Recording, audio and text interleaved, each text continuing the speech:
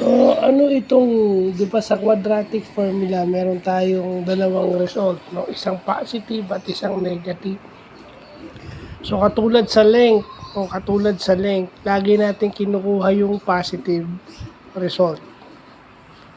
Kasi yung negative daw is parang, although may negative temperature, pero parang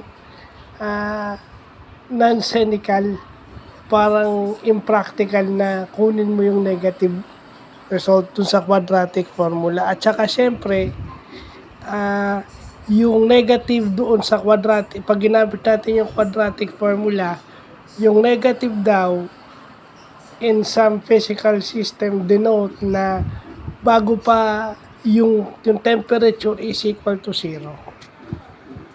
Yung if T is equal to 0, then negative yung result nung sa quadratic formula. So parang parang impractical siyang gamitin kasi it denotes na yung value nire-represent niya is equal to 0. So yun yung wala siyang malinaw na value, 0 siya. So hindi siya ginagamit.